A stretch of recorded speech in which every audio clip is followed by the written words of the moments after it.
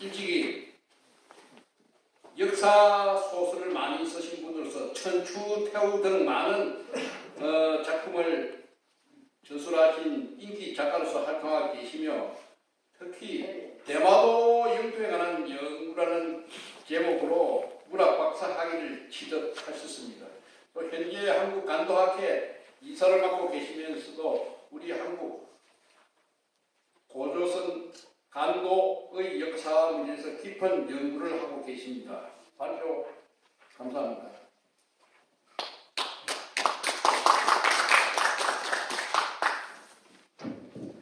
제가 소설가다 보니까 문학 박사라고 하시는데 저는 행정학 박사입니다. 제가 고구려 건국연대 소국을 주장하는 우리나라 학자들의 대부분은 고구려 건국이 신라보다 앞서야 함에도 삼국사의 저자 김무식이 나중에 원래 경주파잖아요. 김무식이. 그러다 보니까 신라 우선주의를 앞세우다 보니까 고구려 건국연대를 삭감했다고 합니다. 그러나 저는 그보다 더 중요한 이유가 있다고 생각합니다. 물론 김무식, 삼국사의 저자 김무식이 더 중요한 이유 때문에 삭감했다는 게 아니라 그래서 삭감당한 것보다 고구려 건국연대가 바로 잡혀야 되는 더 큰 이유가 있다고 생각합니다. 그것은 바로 고구려 건국연대의 중요성은 한사군과의 문제입니다. 만약에 고구려가 정말 BC 37년에 생겼다면 그랬다면 기원전 108년에 고구려는 있지도 않았고 그때 들어온 한사군은 만주 땅을 점령하고 있었을지도 모릅니다. 그러나 고구려가 만약에 BC 108년 이전에 생겼다면 그랬다면 고구려 역사가 108년 이전에 시작이 됐다면 한사군의 영역은 우리가 아는 그 영역과 많이 다를 것입니다. 식민사학자들이 주장하는 만주와 심지어는 한반도까지 들어와 있었다는 한사군의 실체는 의미를 잃는 것입니다. 그렇게 되면 만주에 우리 선조들이 있었다면 결국 만주의 우리 문화주권은 우리 선조들의 것이 되는 것이고 만주의 문화주권이 우리 선조들의 것이라면 결국 만주의 문화주권자는 우리 선조, 우리 민족이 되는 것이고 우리 민족이 만주의 문화주권자가 되면 만주의 영토권을 주장할 수 있는 근거가 되기 때문에 저는 고구려 건국연대가 중요하다고 생각합니다. 고구려 건국연대가 200여 년을 소속되어야 한다고 주장하는 학자들은 많습니다.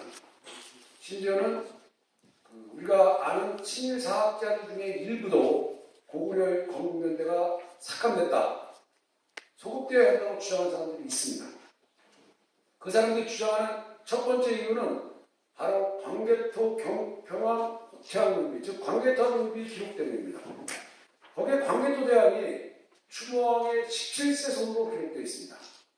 이것은 여기 읽어보신 분들 계시겠지만 환난고기처럼 무슨 해농수부터 따서 17세 손이 아니라 광개토 대항군비에 분명하게 추모왕의 17세 손이라고 기록되어 있습니다. 그런데 실제로는 13세 손 혹은 12세 손입니다. 이 1세 손의 차이는 시조를 포함시키느냐 아니냐의 차이인데 가락국기처럼 시조를 포함시키지 않으면 12세가 되는 거고 만약에 시조를 포함시키면 그날 이조신옥처럼 포함시키면 13세가 되는 겁니다. 그 다음이 유국 900년설입니다. 유국 900년설이라는 것은 당나라 시효사 가암충이, 즉 당고종이 고구려를 공격해왔을 때 당고종에게 가암충이 뭐라고 보고를 하냐면 고구려 비기에 고구려는 900년이 되지 못하여 망한다고 되어 있다고 했습니다. 그것도 80노장에게. 그런데 지금 우리 대량이 80이고 고구려가 900년이 되었다고 했습니다. 저는 가암충의 말이 맞다는 게 아닙니다. 그리고 고구려가 900년을 망한 게 가암충이 맞췄다는 게 아니라 가암충이 900년이 되면 망한다고 하는 거는 그때 전쟁 때잖아요. 그러면 적국의 장수가 시호사가 적국에 대해서 연구를 많이 했을 거란 말이에요. 그런데 그 시호사가 고구려가 생긴 지 900년이 되었다고 말하면 그게 중요하다는 겁니다. 그럼 이미 그때 고구려 900년이 돼가고 있다는 겁니다. 거의 돼가고 있다는 거죠. 그리고 현토군에 나중에 한무제가 이제 한사원을 설치할 때 현 동쪽에 고구려 현이 있다는 겁니다. 만일 BC 108년 이전에, 기원전 108년 이전에 고구려가 없었다면 고구려 현을 세운다는 건 힘든 얘기겠죠. 아니면 나중에 고구려가 그 이름을 따온 것밖에 안 되는 거죠. 그러나 이런 지적들을 했거나 또는 생각을 하신 분들이 모두가 구체적인 논도를 지적하지 못했습니다. 특히 단재 신채호 선생님께서는 기원전 190년 전으로 분명히 고구려와 동북부여가 갈라지고 건국된 해다 190년 전후라고 그러셨지 특별하게 연도를 찍지는 못하셨습니다. 그런데 북한의 손영종이 1990년에 논문을 발표했는데 역사학의 논문을 발표했습니다.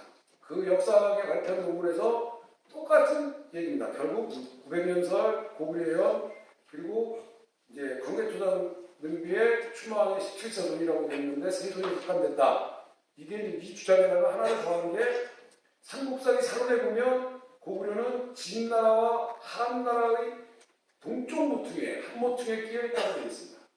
그런데 진나라가 기원전 221년에 생겼고 기원전 206년에 망했으니까 분명히 진나라도 있었던 거다. 왜 진나라의 한쪽 모퉁이라고 했습니까? 그런 이야기를 하면서 삭감된 오세손 왕을 찾는다고 했습니다. 그 삭감된 오세손 왕에 대해서 광개토당 능비에 보면 유류왕이 세자로 그리고 대주류왕이 왕업을 계승해서 발전되어 있다고 기록이 되어 있습니다. 그런데 실제로 삼국사기에는 유류왕도 없고 대주류왕도 없습니다. 물론 대무신왕을 대주류왕이라고도 부른다라고는 되어 있습니다. 이 점에서 손영종이 차단을 해서 삼국사기에는 유리왕의 이름이 유류라고도 한다. 또 대무신왕을 대주류왕이라고 한다라고 부르는 거를 착각을 해서 거기에 분명히 문제가 있다. 그런데 위서와 북서에 특히 위서에 보면 주몽의 아들, 손자, 증손자를 시려의 열율, 막내라고 이름을 딱딱딱 집었습니다. 그리고 그들이 왕위를 계승했다고 되어 있습니다. 그러니까 적어도 이 세 명이 왕이었을 것이다. 아니 왕이라고 기록이 되어 있으니까 광개토당능비도 17사순이 12세로 줄었지만 유서에 보면 세 명이 딱 나와 있습니다. 북사에도 물론 나와 있는데 유서에는 아주 딱딱딱 나와 있습니다. 그러면 이 세상은 분명히 왕이었는데 사라진 것은 유리왕표에다 유리왕을 포함시킨 것이고 그리고 대무신왕의 대주류왕, 즉 대주류왕을 포함시킨 것이고 열의 경우에도 유리왕에 포함이 됐다라고 주장했습니다. 세 명은 찾았다. 그런데 해루가 좀 이상하긴 하지만 모본왕의 딸 이름이 해루인데 그 에루죠. 그런데 그 해시니까 해시라고 했으니까 해루. 그래서 네 명까지 찾았는데 마지막 한 명은 자기가 찾지 못했다고 그러면서 뭐라고 했냐면 왕의 오세손이 삭감됐으니까 그 오세손만큼의 왕을 더해야 된다. 그래야 고구려의 삭감된 역사를 소급할 수 있다. 그래서 손영종은 그 5대가 되는 왕을 동천왕까지 적었습니다. 유리왕부터 시조를 빼고 유리왕 동천왕까지 적어서 무려 267년이 삭감됐다고 주장을 했습니다. 그 267년이 삭감됐다고 주장한 것까지는 좋은데 손영종은 고구려가 진한의 동쪽에 있다고 했고 그 고구려의 건국연대가 한결같이 제가 본 이 모든 책에 고구려의 건국연대는 갑신년으로 나와 있습니다. 여러분 뭐 더 잘 아시지만 지금처럼 몇 년을 쓰는 게 아니라 갑신년, 뭐 임오년 이런 식으로 쓰니까요. 그런데 그 갑신년에 그럼 갑신년이 어떤 갑신년이냐? 그 손영종은 221년 전에 갑신년이어야 된다고 했습니다. 왜냐? 자기가 267년을 추정을 했으니까 221년 전에 갑신년이라고 그런 게 아니라 조금 전에 제가 말씀드린 진나라와 한나라의 동쪽 모퉁이에 있다고 그랬다 그래서 갑신년을 221년 전에 갑신년이라고 했습니다. 그래서 찾아낸 게 기원전 337년과 277년인데 337년은 자신이 추정한 그 원래 고구려 연대가 300년이 삭감된 걸로 되니까요. 그러니까 자신이 추정한 267년보다 너무 길고 뭐 277년은 거의 비슷하다. 그래서 기원전 277년이 맞다. 그리고 기원전 277년은 고구려의 존립 기간에 즉 BC 37년에 도하면 945전이므로 유국 900년설과도 부합한다라고 얘기해서 고구려 건국인대는 277년이라고 주장을 했습니다. 1990년에 손영종이 이 논문을 발표하고 난 이후 북한에서는 지금 이걸로 통일이 되어 있습니다. 여러분 북한에서 나온 그 역사서나 이런 거 보시겠지만 1990년 이후에 나온 북한 역사책은 특히 고구려의 건국연대를 쓰는 것은 증거판이라서 다시 내거나 아니면 처음 수정이 되어 있습니다. 1991년까지는 그래도 좀 나오는데 92년 정도부터는 아예 싹 수정이 돼서 고구려 건국연대가 BC 277년으로 나옵니다. 물론 뭐 안 그런 것도 있는지 제가 못 봤습니다만 저는 못 봤지만 보시면 계실지 몰라도 북한에서는 기원전 277년으로 통일을 하고 있습니다. 근데 이 손영종 이론의 모순이 있다는 걸 저는 그래 제가 그 손영종 이론의 모순을 제기하는 겁니다. 자, 오세성이라고 해서 10명을 더한다면 손영종 자신이 분명히 말했습니다. 앞에서 말씀드린 유류 이렇게 해서 3명은 부자지간이다. 그리고 손자, 아들 손자, 증손자다. 그런데 그렇게 되면 손영종 자신이 3명은 부자지간이라고 그러는 거라서 오세성이라고 해서 10명을 더하면 그거는 어폐가 있는 거죠. 그 사람들이 부자지간이라면 10명을 더하면 안 되고 최대 7명까지만 더해야 되는 거죠. 그렇죠? 왜? 오세성이라고 해서 무조건 10명을 적으면 안 되는 거죠. 그 다음에 손영종이 찾았다는 그 5명의 왕이 있는데 그 5명의 왕 중에서 삼국사기 그 똑같은 견해를 다 본다면 손영종과 같은 견해를 다 본다면 삼국사기에서 바로 모고랑 다음에 태조대왕을 눈여겨보아야 됩니다. 지금 제가 이렇게 이 부분을 자세히 말씀드리면 오늘 저 혼자 세미나를 해도 안 되기 때문에 제 논문을 맨 앞에 있으니까 논문을 참조하시고요. 그리고 제가 중요한 부분을 이렇게 말씀드리겠습니다. 태조대왕은 삼국사기의 태조대왕은 국조왕이라고도 하며 이름은 궁 혹은 어수라고도 한다는 기록이 있습니다. 그런데 후왕서에 보면 안제건강 원년 그러니까 121년입니다. 고구려왕 궁이 죽고 아들 수봉이 지배했다고 되어 있습니다. 이때 현도태수는 전쟁을 일으키자고 했으나 진축이 반대해서 그렇게 남의 나라 인공주로서 쳐들어가는 건 얘가 아니다. 이번에는 문상을 하고 그리고 나중에 그리고 때를 보자 라고 하는 바람에 전쟁을 안 일으켰다고 했습니다. 명나라 왕이 죽을 때마다 전쟁을 논하는 건 아닙니다. 그렇다면 이때는 무언가 혼란이 있었을 겁니다. 그리고 그 해동보기에 보면 국조왕 고궁은 100살 즉위 94년에 친동생 수성에게 왕위를 물려줬다고 되어 있습니다. 이 수성이 바로 차대왕입니다. 그리고 7살에 즉위했고 해씨 어머니가 수령 청정을 했다고 했습니다. 그리고 해씨 어머니가 수령 청정을 했는데 너무 총명해서 왕이 됐다고 했습니다. 그런데 태조대왕의 바로 전왕인 모고왕은 똑같은 삼국사기에 나이가 너무 어려서 즉위를 못했다고 되어 있습니다.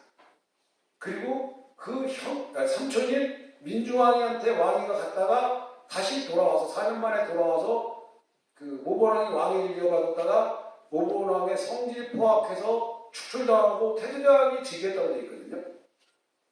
문제는 태조대왕의 아버지가 태조대왕은 이쪽하고 전혀 상관도 없는 이쪽하고 상관도 없는 유리왕의 그 아들의 손자입니다. 태조대왕이. 그리고 어머니는 해씨예요. 그리고 태조대왕의 아버지는 고추랍니다. 그러니까 상당한 세력이 있는 거죠. 그러니까 고대 국가에서는 여러분 아시다시피 제후국가 아닙니까? 그 제후들에 의한 태조대왕은 버틸 수 있는 버팀목이 있었던 겁니다. 그런데 모본왕과 민중왕은 그 버팀목이 없었던 겁니다. 그래서 모본왕과 민중왕은 쫓겨나고 이제 태조대왕이 왕이 됐다고 그랬는데 상식적으로 생각해도 7살에 즉위해서 94년을 해갖고 100살까지 왕을 하고 또 동생이 76살짜리한테 물려준다는 게 사실 말이 안 됩니다. 그러나 우리가 여기 잘 보면 아까 제가 말씀드린 대로 상대왕에서 고구려왕 궁이 죽었다고 분명히 적혀있어요. 그리고 전쟁을 하자 했거든요. 그러면 그때 뭔가 문제가 있었던 겁니다. 그래서 저는 국조왕의 이름이 궁이고 태조대왕은 또 다른 이름이라는 어수가 태조대왕이라는 겁니다. 그래서 차대왕이 태조대왕이 왕위를 안 물려주니까 반란을 하자 그러거든요. 그 태조대왕 동생이잖아요. 그때 그 국조왕을 몰아낼 때 바로 차대왕이 혁혁한 공을 세워서 이미 세자자리를 약속받은 거다. 그래서 차자, 다음 차자를 쓰는데 다음 차자를 쓰는 묘는 거의 없습니다. 그래서 저는 그 부분을 유심히 봐야 된다. 그렇다면 이 120년의 모종의 사건으로 태조대왕이 국조왕이 태조대왕에게 왕위를 넘겨준 거고, 그리고 국조왕은 죽었겠죠. 그리고 태조대왕은 이제 그 뒤에 아들이 아니라 수성이라는 동생에게 왕위를 물려줍니다. 그런데 이게 정상적인 게 아니었던 게 확실한 게, 예를 들어서 태조대왕이 자의에 의해서 동생한테 왕위를 물려줬으면 동생이 조카들을 죽이지 않죠. 그런데 태조대왕의 뒤를 이은 차대왕이 왕이 되자마자 태조대왕의 큰아들을 죽입니다. 그러니까 작은 아들은 그걸 보고 자살을 합니다. 그래서 저는 그때 모종의 사건이 있었을 것이고, 바로 그 모종의 사건 때문에 한나라에서는 전쟁을 노렸을 것이라고 생각합니다. 그리고 손흥룡의 이론에서 만약에 고구려 건국연대가 기원전 277년이라면 고구려는 진한의 동쪽모퉁이라고 쓰면 안 됩니다. 왜냐하면 진나라는 221년에 생겼기 때문에 277년이라면 이미 연나라 생기지도 얼마 안 될 때입니다. 그래서 연진한의 동쪽모퉁이라고 써야 됩니다. 아니면 연진이라고 써야 됩니다. 그리고 손영종은 945년을 유국 900년설과 합당하다고 했는데, 우리가 945년을 900년이라고 하지 않습니다. 1000년이 가까웠다거나 900년을 훨씬 넘겼다고 하지 900년이 되었다고는 하지 않습니다. 당나라 시험을 감축이 말한 것은 분명히 900년이 되었다고 합니다.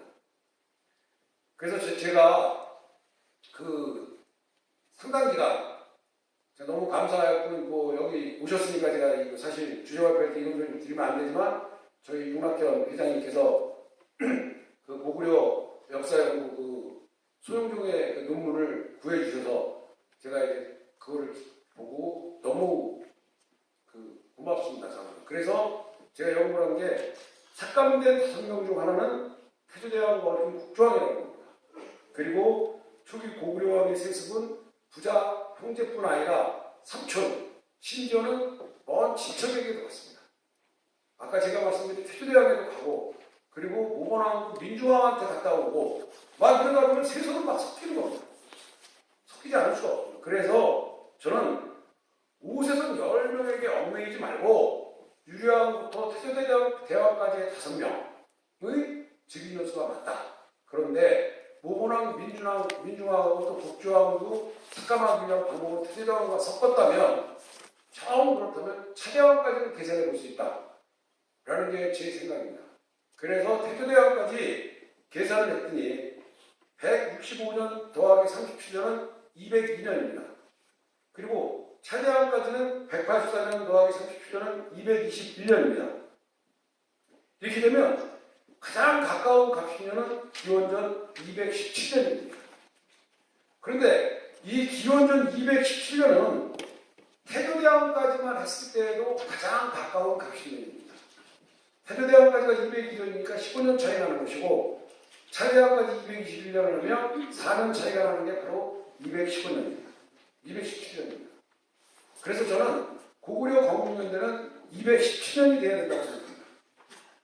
고구려 건국연대가 기원전 217년에 합당한 이유는 고구려가 진한의 동쪽에 있다는 것과 일치합니다. 그리고 유국 900년설과도 일치합니다. 왜냐? 보자왕이 당나라에 항복한 668년까지는 885년이 되게 됩니다. 그리고 보자왕이 조선 왕으로 불리다가 죽은 682년까지는 899년이 되게 됩니다. 그래서 저는 고구려 건국연대는 기원전 217년이 가장 합당한 해라고 생각합니다. 이렇게 소속되면 중요한 건 그겁니다. 삼국사기는 어린이는 막 고구려 영역을 이렇게 써놨습니다. 고구려 초기 영역을. 특히 삼국사기에 보면 뭐 기원전 30년, 25년 막 이렇게 써놨는데 그게 그 중에서 이 고주몽과 관계가 있는 사람들, 오리, 말, 뭐 협보, 또 뭐 대소 이런 분들은 그런 분들이 전쟁을 한 기록은 전부 180년이 소급돼야 되는 겁니다. 그렇게 180년 소급을 시켜서 봐야 추모와 같은 시대의 사람들이 전쟁을 할 수 있는 거지 210년인데 그렇게 오래 살 수는 없으니까 180년 소급을 하면 한나라의 불조선 침공 시 남으로는 한경도, 동으로는 연해주, 서로는 요하 가까이 이르는 태자 상류, 서북 쪽에서는 요하 지역까지 도달하고 북으로는 북부여와 접하고 있었습니다. 그리고 북부여는 서해와 일대와 북쪽 경계는 흑룡강까지라 한사군의 설치는 위만의 반란으로 불조선의 이름을 받고 생겨난 위만조선에 해당하는 지역을 벗어나지 못한 겁니다. 결국 나라와 요하 유역에 머물렀던 겁니다. 한사군이 나라와 요하 유역에 머물고 그리고 들어오지 못했다면 그랬다면 만주의 영토권은 우리가 온전하게 고조선에서 대를 이어서 보존했던 겁니다. 이제 결론을 말씀드리겠습니다. 결론은 고구려 건국연대는 기원전 217년이라고 합니다. 그리고 기원전 108년 당시 고구려 영향은 요하 근처까지 미쳤습니다. 그리고 한족의 중국은 만주 지역 영토 문화에 대한 영향을 끼칠 수 없었고 따라서 만주의 문화 조건은 우리 민족의 것입니다.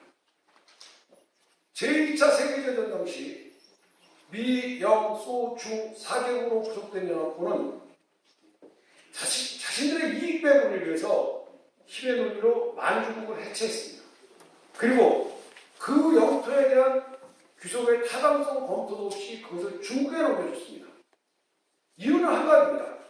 미국이 오키나와를 자기에서 해병기 설치하고 소련이 사하인하고 쿠르기를 또 먹고 영국은 홍콩 자기들이 지금처럼 이렇게 글로벌 세상일지 모르고 홍콩을 동양의 무역시장으로 삼으려고 만주국을 억지로 해체하고 만주국 영토를 중국에 귀속시킨 겁니다.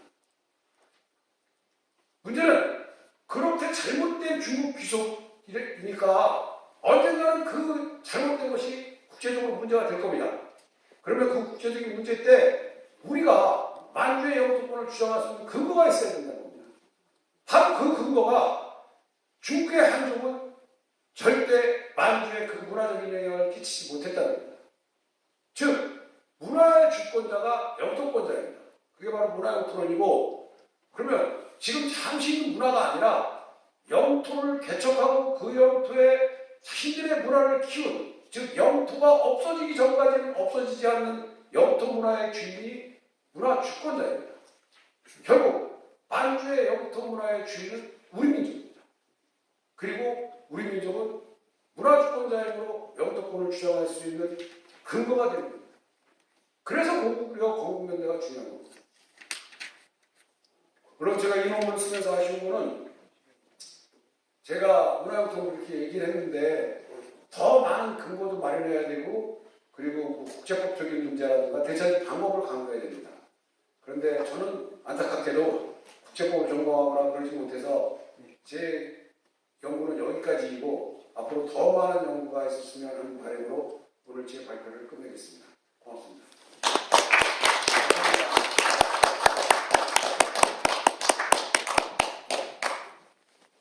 지금 내빈이 한번 참석해서 내빈 소개를 우리 회장님께서 소개해드립니다.